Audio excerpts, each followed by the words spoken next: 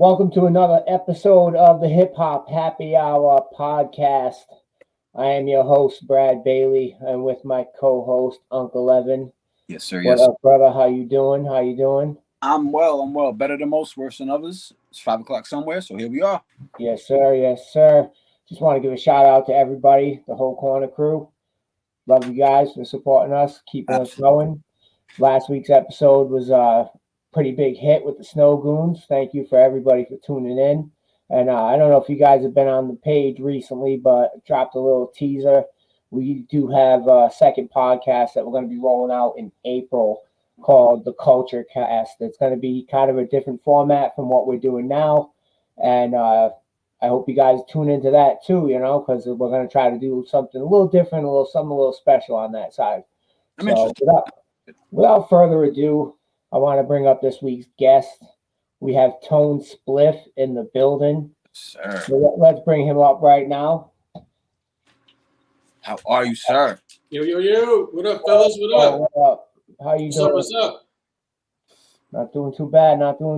It's actually a nice day over here on the East Coast. So I was gonna say, didn't you guys just have some sort of a Arctic blast or something like that, where it's like negative 20 degrees or something? In a 24-hour span, it went from negative 25 to 40 degrees. Yep. Oh man, see, I don't miss that, man. I'm from upstate New York, Utica near Syracuse. So, like, I think it was like negative 15 degrees in my hometown last week or something. I was like, damn, is everyone all right? Like, I started texting people, making sure the pipes in their house didn't freeze. You know what I mean? Like, it was serious. Yeah. People losing power and all kinds of nonsense. Yeah, it's crazy, man. See, I'm out here in LA now, so like I don't have much to worry about except for earthquakes. You know what I mean?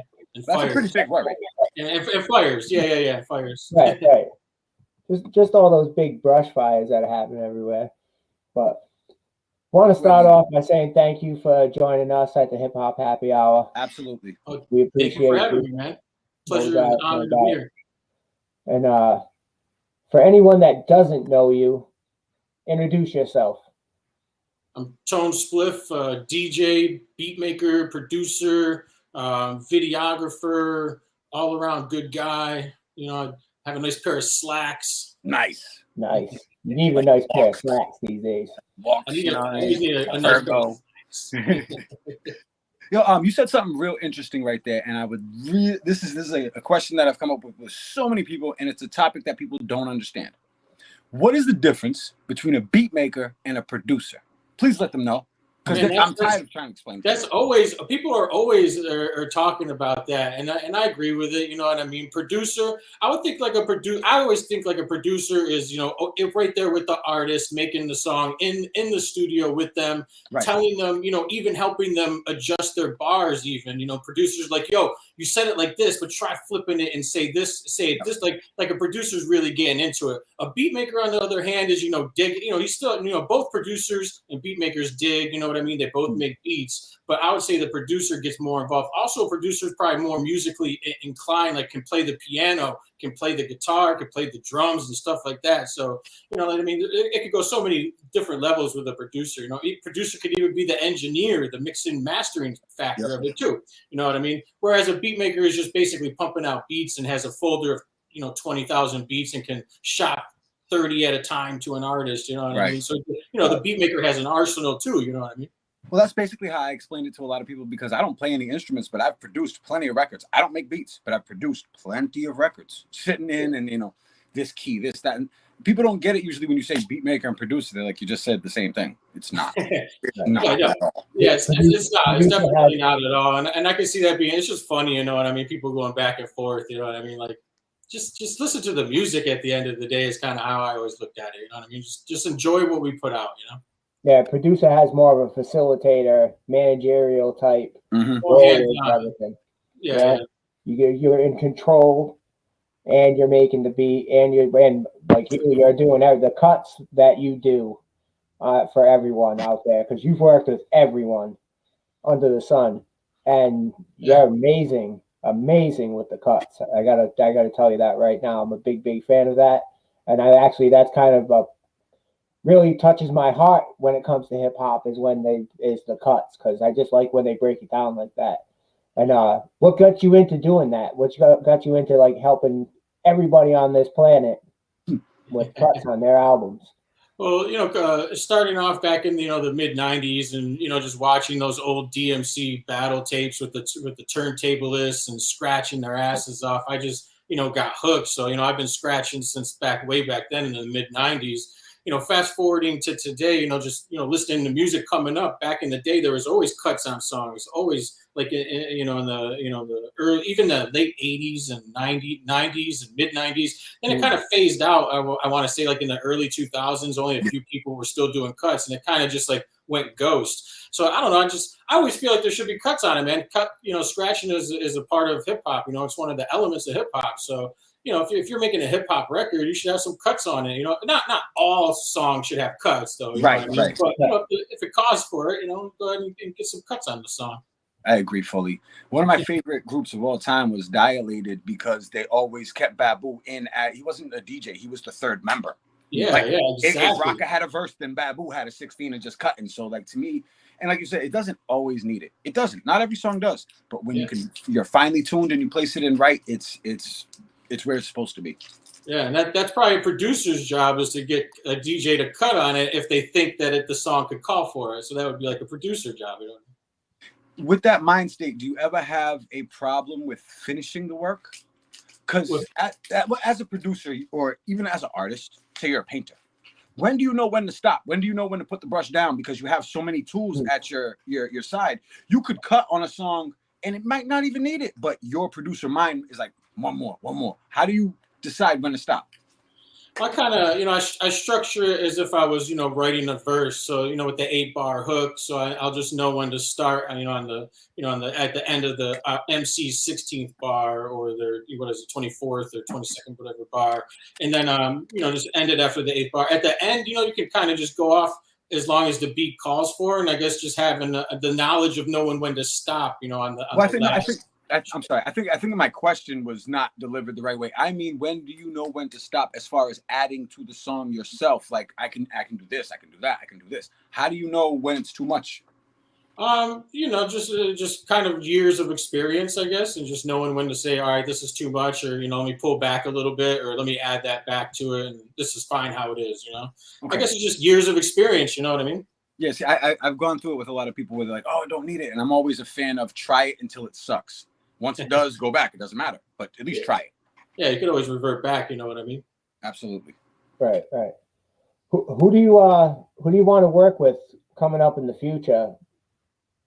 Who's like a new artist coming up in the scene? Anybody. Oh, who do you have your eye on that you haven't worked with yet? That I haven't worked with yet? I would say my number one target is OC. I really want to do something with OC. Big fan of OC. Yeah. That would be special. I could see you guys making a very Jules-ish type record. Yeah, I have like a set folder of specific beats for him. So it's just waiting on the right time. You know what I mean, kind of thing. So we'll see. I met him once. Out here in LA at a breakdancing event with Mozzie. Mozzie's a dope MC from New York. He's down with the group Sole Purpose. But Mozzie had me go film a music video for him, and OC and Lord Finesse were opening up. And Mozzie introduced me to OC, which was really dope. So I actually met him. So hopefully we'll make some music. That would be cool as fuck. Just gotta keep reaching out. That's all you can do. Basically, yeah. I know a lot of people that know him, personally, like Apathy or PF Cuttin or somebody. You know what I mean? I want to just wait for when the timing is right to basically, hit him up about it, though. Well, if you can. Also, and he doesn't really do many features either. He's not really out there working with just any old person out there. So we'll see how it goes, Hey, you got that Apathy number? Let me get it. I know somebody that might be interested in that. Oh, who? Apathy? Yeah. One of my boys is like that's his biggest, that's his number one right there. So I've been doing work with App for a long time now. Ever since I want to say Honky Kong on his Honky Kong album, I did cuts on there. So now I've been on just about every single one of his albums doing cuts, and he did a verse with Royce da 5'9" for my first producer album, Authentic. So that's mean. That's mean. App and Royce for your first album. Yeah. So what was your start of like when you started to get, I guess, more recognition, who was the first bigger name artist that gave you a look? Probably Copyright and Vast Air. They brought me on a tour way Both back good dudes. then, like 2007, I think Yep. it was 2008. I went on a tour with both of those guys. So both those guys are probably the ones that put me on and kind of like mentored me, especially more so Copyright. Shout out! I know both of them brothers. Shout out to them. Shout out to Cannibal. That whole shit's dope. So that's actually really cool. That's cool as fuck. Yeah, Copyright. I mean, I back in the day, I started Copyright's MySpace page before he had a MySpace page. Wow. So he made a personal page and like inboxed me. He's like, "Yo, what's up? Dope that you made this page, but can I take over?" I was like, "Yeah, absolutely." You know what I mean? And I gave him the login and basically just had him take over. You know what I mean? It was like a fan page or some shit. But yeah, I've known him since way back when. That's way what's back up. then. That's dope. Now, being a transplant, living in LA, coming from New York, what was the scene like? Was it totally different than what you were used to, or did you just blend right into the LA scene? Well, actually, one of the last stop on that tour with Copyright and Vast Air was LA. So, and we were here for a few days. So I kind of got the the LA vibe, and I got the LA bug, and that was like 2007. So I basically saved up a few grand in a few years, and eventually moved out here with a good friend of mine, DJ Buck. But where I come from is Utica, New York. Like it's LA. You can't really compare LA to like a small size city like Utica. Like no disrespect to Utica, it's just out in the middle of nowhere with 60,000 people. Right now, where I live in this part of LA is like 60,000 people, and then plus LA is like obviously LA. It's freaking huge. So you can't really compare. I mean, the hip hop scene out here, like when I would go to a club and they're playing Tribe Called Quest, like you got people dancing and loving it, and old school hip hop and even underground hip hop is played out here, and they get shows, and obviously it's a much bigger city.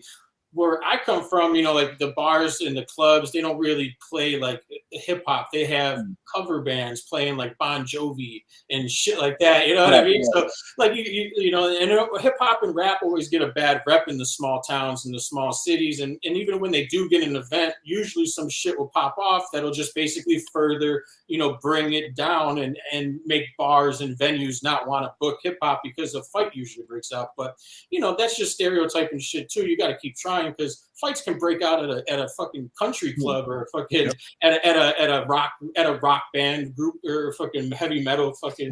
They usually do. So it's just but where I come from, man, it's so different. It's complete polar opposites compared to like any major city, even like New York City or compared to LA. I mean, I guess if you want to compare to New York, I mean the vibe out here is definitely way more laid back. It's always a kind of like a stoner vibe, which I'm kind of more laid back too. So that's kind of like why I moved out here, because I love New York City, don't get me wrong, but I've been there so many times where I didn't want to move there. I wanted to get the hell away from the cold. I wanted to have a car and drive around, because you can't really have a car in New York. It's so difficult to drive. I mean, you can, but it's a pain in the ass. So I love the fucking good weather, you know what I mean? And the women out here and stuff like that. So I was like, fuck it, man. I'm moving 3,000 miles away from everything to get my ass out there. That's fire. Music brought you there. I don't think there's anything more rewarding than living off your art. That's awesome. Yeah. We're going to move on to a little something we like to call around here, what's your issue? Now, this could be anything. It could be like the smallest little pet peeve that you have, something that bothers you, or it could be like your world-ending issue. And if it's an issue that you had today, be better. So, Tone Spliff, what's your issue? What's my issue? Well, lately I've been on the fucking all the artists and producers and whoever the fuck out there who are getting fake followers and paying for streams, boosting streams, and getting their followers up so they can look cool or for whatever reason.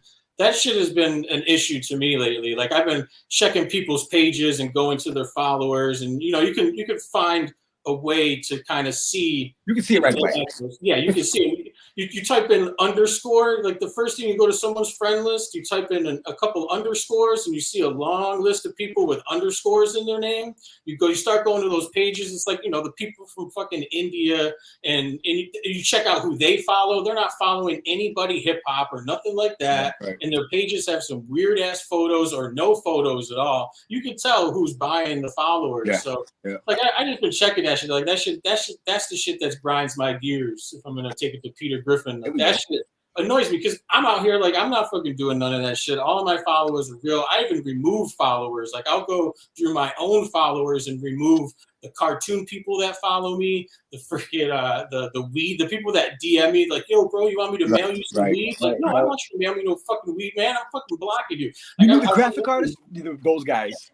Yeah, and then you get the fake bots and the stories, like those bitches. Like, yo, this shit is such a joke. Meanwhile, everyone's probably welcoming that shit, and they keep those followers, like the cartoon. Like, at the end of the day, like if anybody's watching, that shit just ruins your algorithm. And like when you make a post, you want someone who actually is into your music to see it. You don't want some weird ass cartoon illustration person to see it who's not even going to pay it any attention. Well, even such, like you said, it makes it look very superficial, surface wise. You can have 1 million views on YouTube and you got 70 likes. Shut the fuck up. Yeah, that's a big red flag right there. Definitely. I agree fully. Brad, what's your issue today?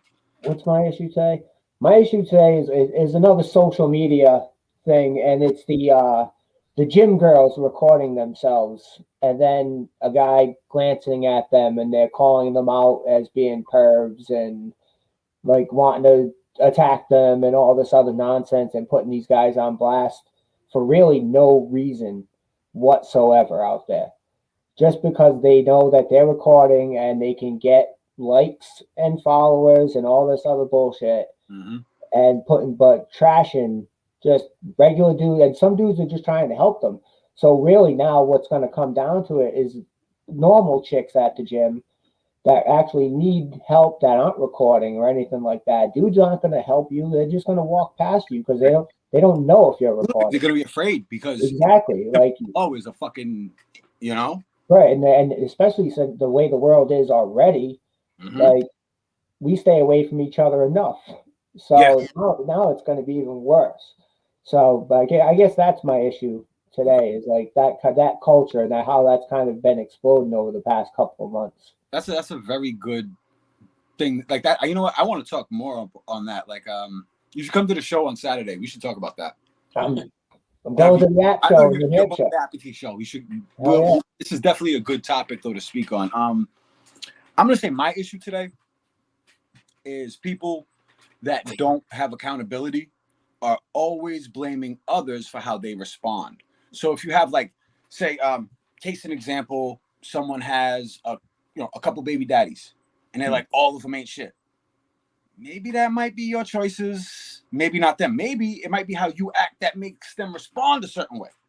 So when we have kind of dilemmas in our life and we deal with certain types of qualities of people, it might be what we give them that brings it out of them. Take some fucking accountability, all of us. Please, let's do that. We suck. That's true. Hey, humans do suck. I think I posted that a couple weeks ago. Like, humans suck, but try not to suck the most. Right. I be telling my people, I'm a shitty person, but I'm a great friend. Right. Everybody's great at something. Right. And somebody's just great at being horrible. Hell yeah. Right. Let's go back to the music. And Tone, I want to ask you, you've been on tour with a lot of people, I'm sure. Who was the best person? No? No, that's the only tour I went on was that Copyright and Vast Air tour, man. I've done one-off shows, a few in Boston at the Good Life bar. I don't know if you're familiar with the Good Life. I'm aware. My man DJ Knife was like the DJ there. Him and Tommy, DJ Tommy, and Knife was from my hometown, but he brought me down there to DJ before Smith and Wesson one time. J-Roo. I forget who else, man, but Knife was my homie from Boston. He used to bring me out there all the time. Besides that, I did a few shows at the Middle East, like when Copyright was at the Middle East. I was there maybe a couple times in the past, but Other than that, oh, I did a show in like New York at the Knitting Factory. That was also part of that copyright and Vast Air Weatherproof tour. But nah, other than that, just like a bunch of one-off shows. Nothing like a solid tour, though. You know. No doubt. Let me reframe my question then. Yes. If you could create a tour for yourself, who would you want to bring on with you? If I could create a tour, Yeah. it would have to be the Tone Spliff and Friends. So it'd be like Vic Monroe, Freddie Black, King Magnetic, everyone that I did a project with, the soloists, Rusty Jukes. I'm trying to think of who else I got. Zagnif Nori. Anyone that I got. Benny Slums. Anyone that I got a project out with. Basically. Young Low, Emilio Lopez, formerly of Demigods. Yes, sir. All right, that's dope. Yeah. By the way, shout out Freddie Black. That's the homie right there. Everybody love Black. That's my guy. Yeah. So I got a question. Mad random. What's the worst song to play during sex? God, that's a good question. Mad random. This is the mood killer of all mood killers. It could be any genre or hip hop. Anything, any song, anytime, it doesn't really matter. I mean, you want to play Biggie Suicidal Thoughts, you want to play Amen, Dude Looks Like a Lady, don't matter. Dude Looks Like a Lady. You know what I'm saying? I don't know. We're talking genres, I don't want to take that one though. All right, so Sam, I'm in the sack and I'm getting busy. Yep. And then this song comes on and it ruins the moment. Random playlist Spotify just fucked up the whole night. What is it? Oh man, I don't know, man. This is a funny question. Probably like fucking, I don't know, that song, You're Beautiful, like that fucking weird ass, I forgot, I don't even know who the hell sings it, but it's like a crying song, you know what I mean? Or stop and gaze into her eyes, and then just everything fucks up everything. It's like, something really depressing like that, you know what I mean? Something about fucking murder, like I don't know, man. That's a fucking play some Third Eye Blind Jumper or whatever the hell that song is, where he's talking about suicide. Yo, you know what's funny is I'll think of this later, and I'm gonna fucking DM you and be like, "Yo, this is the song." Yeah. Please do. I got my own show out here on Saturday nights, No Request Radio, WBRU. Shameless plug. But we've been making commercials like that for forever. Mood killers. So we have like suspect lyrics. We have the ladies want to tell you something, but they ain't got the right words, so they'll give you one of these, and they're fucking hilarious. So you just keep building on like the weirdest shit. Funny, man. That's funny, brother. All right, thank you. I appreciate it, man. And when you do, please do DM me because I'm making a list. I will. We got a fan question. It's who is your favorite turntablist and favorite turntablist crew? Oh man, it's tough. I mean, this answer could change on a daily basis, but I would probably say DJ Revolution has always been one of my favorite scratch DJs and turntablists out there. And then for the crews, I mean, that's always either, one or the other. It's the Executioners or the Beat Junkies for me. Yeah. I mean, there's a lot of others, obviously, like the Invisible Scratch Pickles and, I don't even know who else. Like, there's so many groups. But I would probably say, being from New York, I'm going to go with the Executioners. Both super inspirations for me. So, again, like tomorrow, I could tell you the Beat Junkies. Today, I'm gonna go with the Executioners. That world is so untapped that people don't realize how incredible they really are. Like there's some people out there that make their turntable into an instrument, and that's what it should be. Oh yeah, that's what got me into it. Is like seeing them juggle two vinyls and create a new slowed down pattern out of it that kind of just blew my mind. I was like, man, I'm going to learn how to do that. First time I seen that, I was confused. I was like, what the hell are they doing? And then halfway through, I was just like, oh. Yeah. It blew my mind. Like fucking crazy, yeah. I fucking got hooked, man. I continued to go over one of my best friend, DJ Joe Dro. He had the techniques, and I would always go over there and be like, yo, can I practice? Can I scratch? All the time, man. You know what I mean? Back before I had turntables, obviously. That's it is a serious addiction. Once you start, you will not stop. Trust me. Like I'd say mine would have to be Mixmaster Mike for turntablists. Oh, yeah. I mean, he was always great. I always liked the Pickles and everything like that. But like when they did the Beastie Boys joint, 3 MCs and 1 DJ. Yeah. I just what he did alone, I was like, all right, I'm done. I quit. Yeah. I shut the TV off my face. I was like, I'm done. Yo, he's in my top 10. He's crazy, man. Like he thinks like when he scratches, he's talking to aliens. Like he's like on some crazy levels with the scratching too, which is super dope. Kind of like Kubert, you know what I mean? I feel like Kubert is talking to aliens when he be scratching and stuff. You know I think he is an alien, to be real. He might be. Yeah. He could be. That's a good way to put it. Talking to aliens. Shout out to DJ Kubert. Very good. Hell yeah. That is definitely. I'm looking to see if we have any more fan questions. Sometimes they pop in and I don't see them, but I got a fan question. As a fan, how do you choose who to work with? There you go.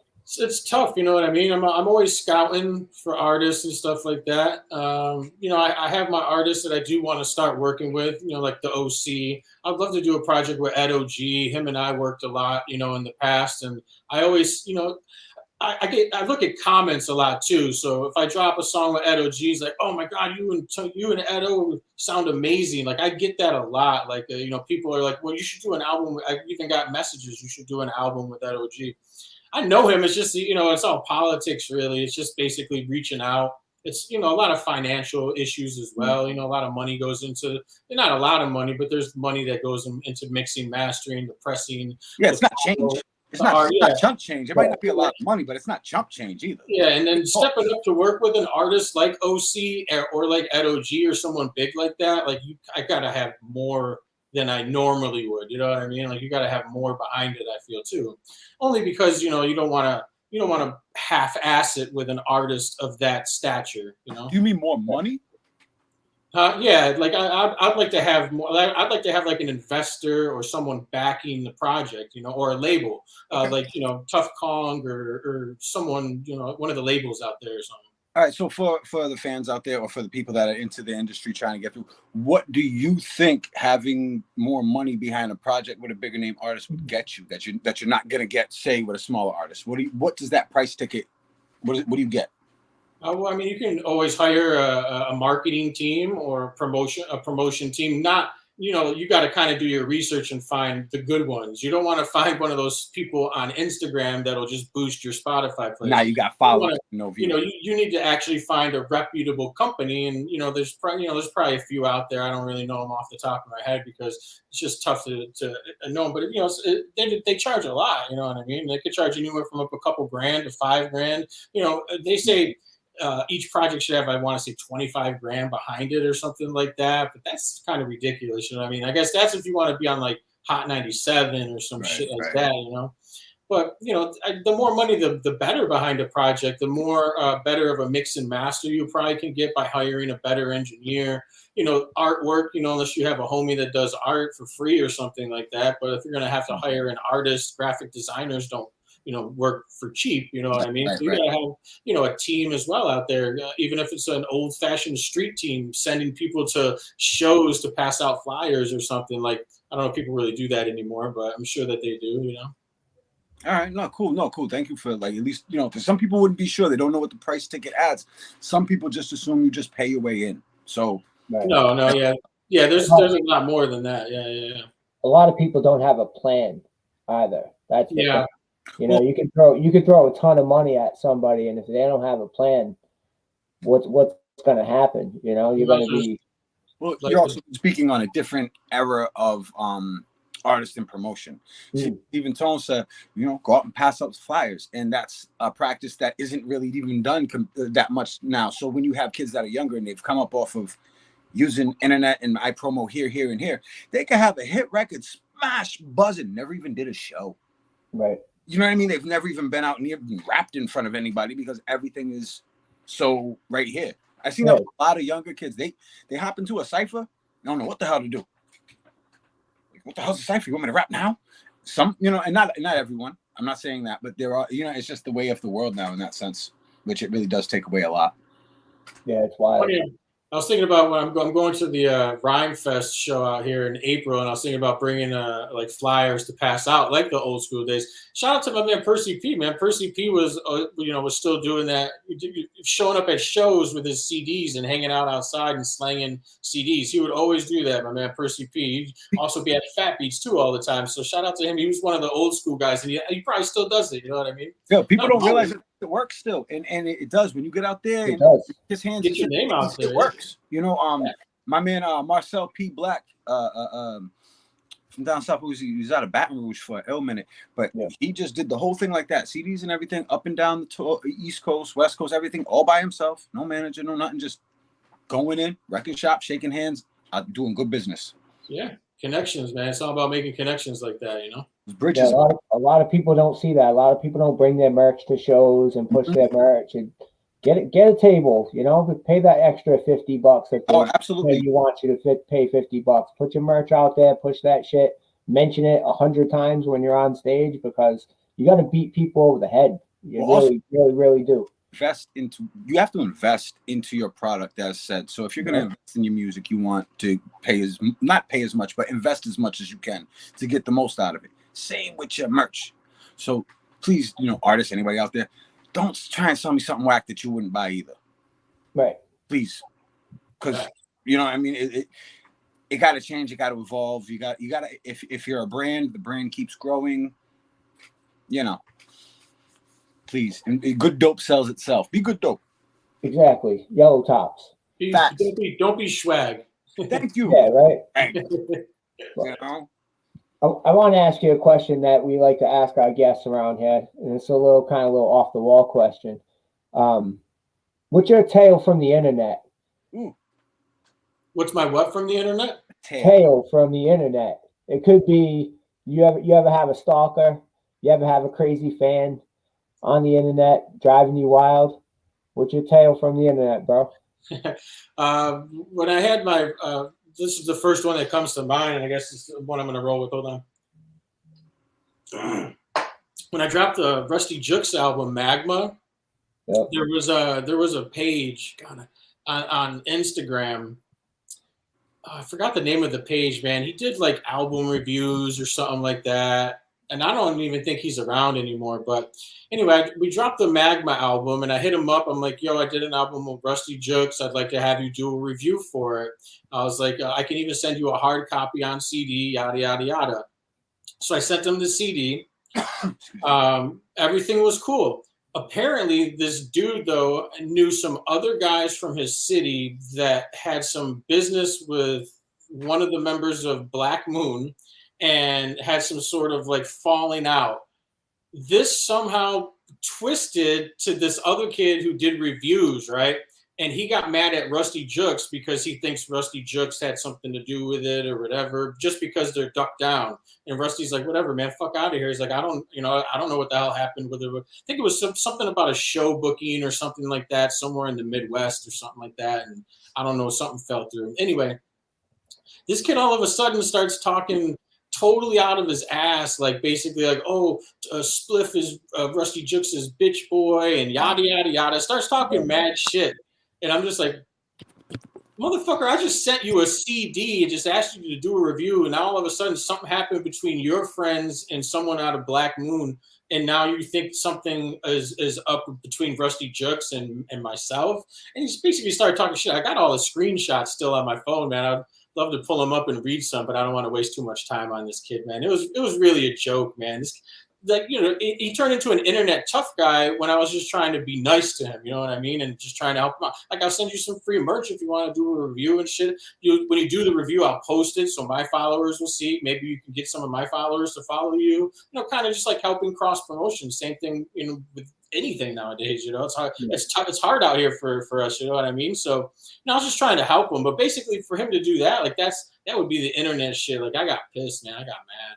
Like, I wanted to fucking fly out to wherever the fuck he was. I had his address too, but I was like, man, let me just stop. Like, I'm not gonna fucking do that, man. What am I trying to do? I'm not trying to get arrested because this kid starts talking shit. You know what I mean?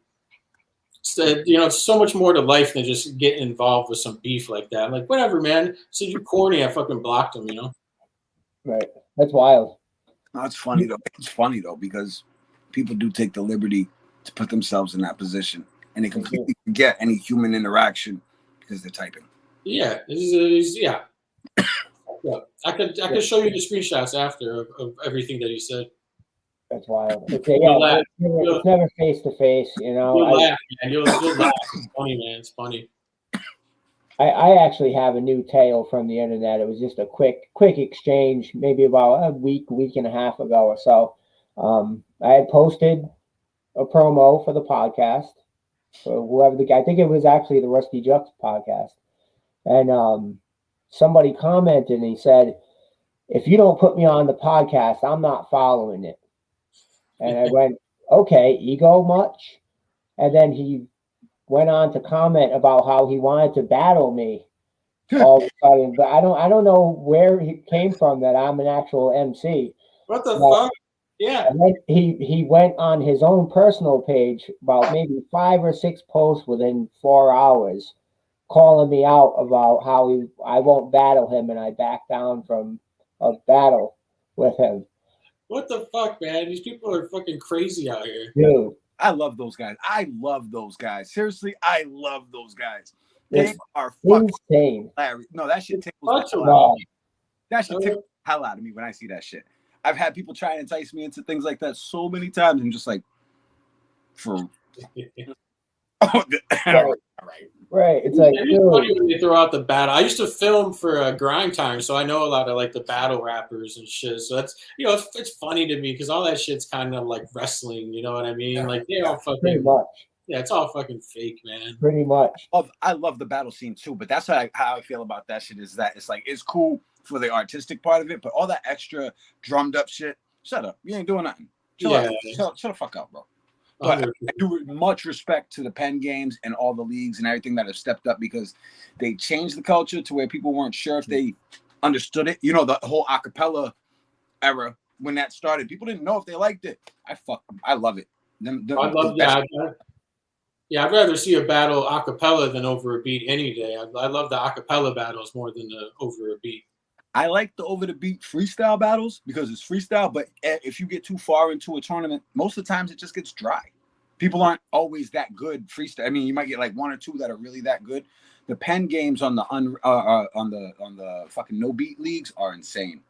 Oh yeah, like Disaster and fucking. There's a lot of fucking dope battle MCs out there. I like the ones that actually do research and like are very clever and funny with it, like Soul Khan. He was funny as hell as a battle. Real deal. They got angles. Real deal. Like Pat Stay. Pat Stay was dope too. Rest in peace to Pat Stay.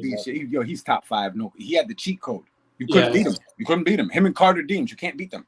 Yeah, there's upper levels to battle rappers, and he was definitely in that upper level. Top shelf for sure. For sure. But how'd you go from video to producing and videoing? How'd you get in all of that? How were you filming for Grind Time? The upstate Syracuse had a Grind Time upstate New York division. It was hosted by my brother Just One, and Poison Pen would always be out there hosting too. Yep. And I know a lot of cats out in Syracuse, so I think actually two battle rappers from my hometown, Collision and Mr. Cell. They were battling in it, and they brought me up there. And like I was checking out the guy filming, and I talked to the homie Just One, and I was like, "Yo, I'll come up and film." You know what I mean? I got a better camera, and I got a better steady. I got a steady hand. I went to college for radio and TV, so messing with the camera stuff. And I always had like an artistic guy. I do music videos too, and I also film weddings. So I'll do whatever. What was that? Just seeing it and being like, "Yo, I can do that too," or did you like? I just kind of like, I love TV and I love movies. And I just love the cinematography and the camera angles and the aerial shots and just, all that shit kind of fascinates me too, just like DJing does, you know what I mean? So would it be wrong of me to assume that you were doing music before you started the college gig? Doing music? Yeah, I did. Yeah, I started doing music way before that. Yeah, way before that. All right. Yep. So who were your biggest influences growing up as a kid? DJ wise, producer wise, rapper wise. Influences, you said? Yeah. Gangstar, Premier, definitely probably my top influence of all time. I really got hooked though, like in the 93, 94 Wu-Tang, you know what I mean? Nas, Illmatic, and Jay-Z, Reasonable Doubt.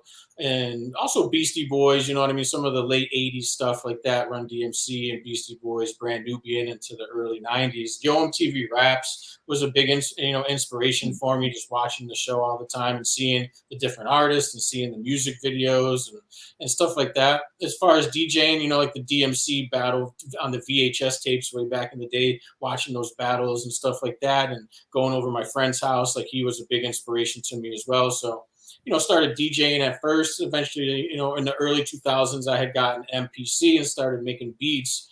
And with Premier being a big influence in like Alchemist and Pete Rock and Large Professor and everybody, I have a long list of probably producers that influenced me. But I started making beats and getting into the production side. I used to rap also when I was first making beats. So I had a little crew called Chemically Imbalanced Crew, and then we kind of separated, and a few members went on to make Mind Right Music, which is like my label, like my imprint kind of now, continuing it on and just keeping the name for, those times back in the day when I used to rap.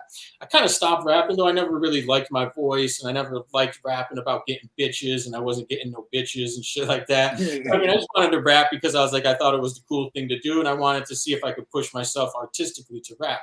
And I could, and I probably could now, but there's so many rappers out there. I don't want to just jump in the game at this point in stage. And I like making beats and scratching more, so I kind of vented towards that more, I guess is a good way to put it. Stopped rapping.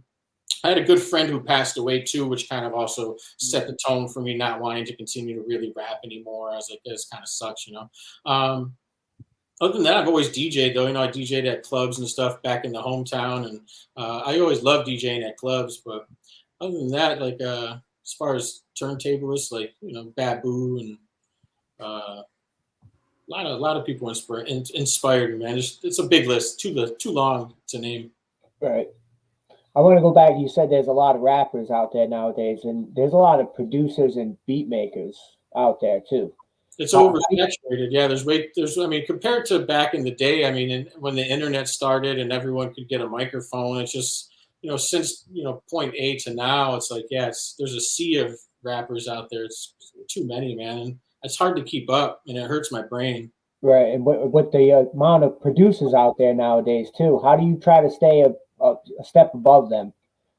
Work with artists that fit my beats, I think, very well, making sure it sounds well, with getting it mixed and mastered, and put it in the legwork and submitting it to dope radio shows that are out there that are playing music that I also mix similar styles to. So sending it out to DJs and stuff like that, and just remaining active, I guess, kind of sticks out. But it's tough, man. Anyone can make a song. Just get a dope MC, get a dope beat, have it sounding good, and send it to a couple shows. Like, it's not that hard for someone to get onto, like, a big show like Rap is Out of Control or Static Selectors show. You just got to know where to email it, and all the information is at everybody's fingertips. You know what I mean?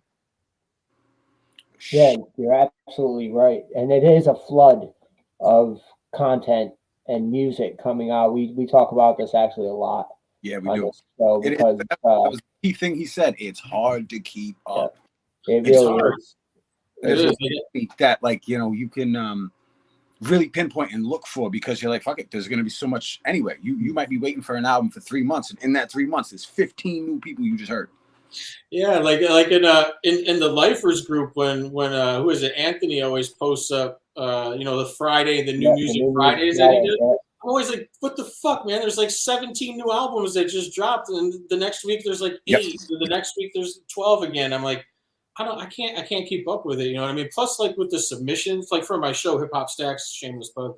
I get submissions too. So like, I'm getting submissions. I'm trying to keep up with what everyone else is listening to, and I'm going to, like, blogs where I download music and stuff like that. It's fucking just so much, man. Like, I could never not have enough music for a brand new show, all new music that I've never played before. It's like every single week. And like, that's one thing I don't do, is I don't play the same song twice, so if I play it this week, I'm not going to play it next week, because there's 60 more songs for me to pick from. Yep. So it's very difficult to get a replay value on. And I like to play a lot of stuff that, maybe other shows don't play, to give, specific artists a chance on the platform that I'm on. You know what I mean? I feel you with that in that regard. I myself have a show, and as an artist, I feel like the platform's valuable to the artists that don't have the opportunities that we fought for. So it's, for me, it's easier to give someone a chance to play their shit, or whatever the case may be, interview or anything, because I know who you are. I get it. Me personally, you know what I mean? Like, I wore them shoes. I still do. Yeah. And shameless plug, let's go back to your show. Where do they send their songs to submit them to your show? I got my pen writing this shit down. I can send it to you. It's submit and then the number 2 and then HHS at gmail.com. So submit to HHS at gmail.com. I'm gonna flood your shit. No, please do. I listen to it all. It's tough. I don't, sometimes I won't play everything. It really depends, but yeah, send it through. I know, I'm just saying, speaking for Rhode Island and from being a DJ that does have a platform, I know I'm not going to send you, you know what I mean? Like, we have some unbelievable talent out here. If I send you something, it's to represent who we are. And I guarantee you, I will raise your eyebrows. I promise you. And continuing, there's been times where I would send my music to Premiere or to a DJ Clips or something. And, these big shows also don't play everything I send them. So as an artist, this is also a PSA to artists. Like if, a DJ or a show doesn't play your record, it doesn't mean that they don't like it. It doesn't mean that it's trash or that you're trash. It just means that keep sending music. Keep sending us, music. We'll play it if it's banging. If it's not a bad thing. Maybe another show could play it. You know what I mean? You don't know, That's how I feel. And I say that to the artists and everybody else at my show. If we don't play yours, it's probably for a reason. So keep sending us more stuff and keep sending us something that we can play or something that we do like or whatever the case may be. But, being a DJ or having a platform, you are now a taste creator. You're a curator for what is to come next. It's also our job to keep the reins on some shit because you don't want it to overflood with an influx of mediocrity. We do have to keep standards. We do care about the culture that we're in. So it's not snobbish. It's just, make sure that the steak is cooked before you send it to me. 100%. I agree. I back that statement with 100%. And it's not just as artists, and on my end, being in the media, you have to keep a certain standard because if not, shit's gonna get wild. Right. Well, and all the way from being media or DJ or producer or anything, we're all fans first. Exactly. You don't want to go to a place that can't cook your meal right. Right. You're not gonna keep going back. Right. Not going to keep going back to Burger King. Right. It's not happening. Send that shit back again. Time for some shameless self-promotion. As we've been doing all show. We love shameless self-promotion around here. So, Tone, plug away, bro. Plug away. My Bandcamp, I guess, is going to be the first place because that's where I got all my merch. I got vinyl and CDs and cassettes and a few T-shirts left, but not many. I think I only got extra larges, but I'll probably be doing more shirts. But tonespliff.bandcamp.com is a place to go. Also, I got some products on getondown.com. They're based out there, I think, in Mass. Get On Down. I think I got Solomon Childs on there, Vic Monroe, and my project with Melly Mel. And other than that, everything is at Tone Spliff. So Instagram, Twitter, Facebook, TikTok, everything is Tone Spliff. If there's a new platform out there, I got to secure the name. So oh shit, TikTok is popping. I need to go and make Tone Spliff before somebody else makes it and has a fake profile or some shit. You know what I mean? So always, that's another PSA to artists. Always claim your name on your platforms. Hell yeah. Try to keep it the same. Buy the domain. I claim my name on Clubhouse. I'm never on Clubhouse, but it became popular and people started using it. I'm like, all right, I'm gonna make my name. Even though I don't like it, I never liked the idea of it, and I don't like listening in on people's conversations. I guess it's cool for what it is to hear a bunch of rich motherfuckers talking about whatever that they're gonna talk about or whatever the hell or whatever the combo is. But I never even used it, but I got on there just to get the name secured. You know what I mean? Yeah, people don't understand branding and how big it is. Yeah, exactly. Keep it consistent. That's the thing too. You got to keep consistent. What do you got coming up that we're going to be hearing pretty soon? You're going to be hearing a new album by me and my brother Relio Sparkswell. I don't know if you're familiar. That's the homie. Yeah, Relio. That's the homie right there. I met him on the Cannibal Ox tour. Oh, okay. Yeah, he knows probably Vast even a little bit more better than I do. But I know Relio Sparkswell. He's originally from my hometown, Utica. Yep. And he moved to Syracuse for he grew up in Syracuse for the most part, but he was always back and forth. And man, I worked with him. I got a project, a producer album out before Authentic that was called All Jokes Aside, and he was on that too. So and that's when he used to go by I Reels before Relio Sparkswell. He went by the letter I, and then Reels with a Z. Anyway, he changed his name. He's now Relio Sparkswell, and we got dope chemistry together because we always worked with one another musically. And we got a really dope project called Guns from Italy coming out, and it's I sample all Italian samples and stuff like that, and it's really dope. It's in the final stages basically right now. We're getting the artwork done for it. We're gonna it's already mixed and mastered. We're waiting on one feature supposedly from somebody. I don't want to mention it because I don't know if he's going to be on it or not, but if he's not, we're still a rap. We're just going to basically cut the song a little shorter than it is. But the artwork is basically getting done right now. So probably like March, I want to say, or April, we might release it. That's fucking dope. Probably gonna leak a song. Yeah, it's really dope. So if you got anything you can like send that's ready to go, please let me know. Again, that's my guy right there. Shout out to really like me and him chopped it up plenty of times. That dude's solid. So, really Sparkswell is super solid. Yeah, I got to get your email for your show because are you on the FM or are you on on FM on Tuesdays from 12 to 1 for the lunch hour, but Saturdays we're unedited on the app, the free WBRU 360 app. It's some historical shit to be a part of that station and that brand in Rhode Island. It has been the epicenter of hip hop for our community for 40 years plus. So, and even, going way back before even hip hop, this is just what it is for us, for our community. That's the epicenter. So send it in, no requests. I don't have to play your shit, but I will if it's dope. Please. WBIU was the first college radio station in the country. Oh, dope. Man, I make clean versions too, so I'll send you some clean versions. I don't need none of that. Send me the filthiest shit you got. All right, no doubt. But Unc, what you got coming up, bro? I'm gonna be there Saturday, every Saturday, 7 to 11, no request. I got a whole bunch of new shit coming out. I'm working on some really cool shit that's people are not going to expect from me right now, and I'm really excited to let it go, but I'm waiting. Curate my steak got to be right before I serve it. Other than that, kissing hands, shaking babies, doing what I can do, and right, that's it. Just another day. That's it. I'll be back here next Thursday. Yes, we will. That's it. No request radio no request radio on Saturdays. No request contact at Gmail. Do not hit up my personal page. Don't do it. Yeah, don't hit up me on my personal page either. Actually, I'm a piggyback. I don't fuck with my personal page much, Yeah, you got to go through the business. But yeah. I want to give a shout out to Speak the Rebel. What up, bro? If you're watching, go buy Cos Patriot Junk Box. Came out on the 23rd of last month. The shit's bangers. I want to give a shout out to Bad Seed.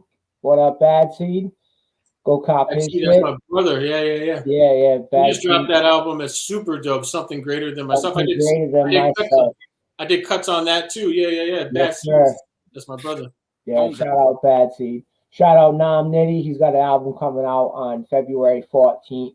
Yep. Called Cupid Hates Me. Featuring Bad Seed as Cupid.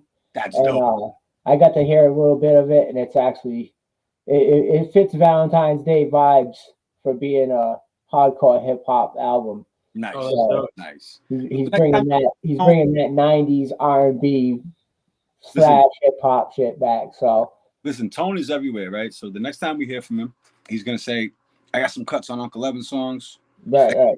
This one, I just watch. I got you. Hit me up, man. I do cuts are easy, man. I wake up and I cut it's like the back of my hand, man. Like I don't know what to do with my hand. The only thing that stands in the way is time. We already did it. Yeah. Well, this is how it's done. People build bridges. It's worth way more.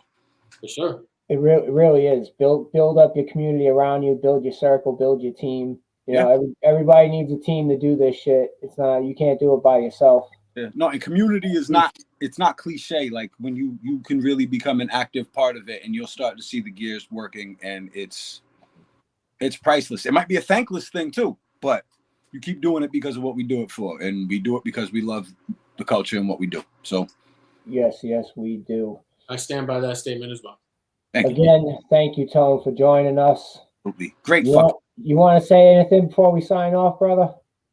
No, thank you for having me, man. Thank you so much.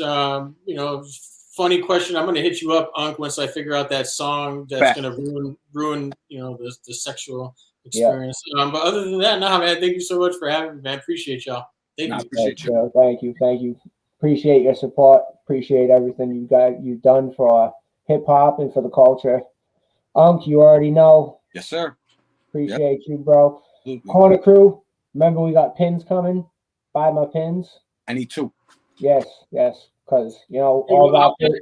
Are you gonna make those? Are you gonna make into other shit? So are you gonna make those hoodies? Are you gonna make them hoodies? We're gonna be opening up a drop ship store, so you're gonna have multiple options on hoodies, multiple options on t-shirts. Just taking some time getting everything together. You know how things are. We all work full-time plus jobs and all that bullshit. Let me know, man. I'll pick one up. That's dope. No doubt. Everybody will know the link when we get there. But again, shout out to everybody. We appreciate you. Thank you for tuning in with us. Yeah.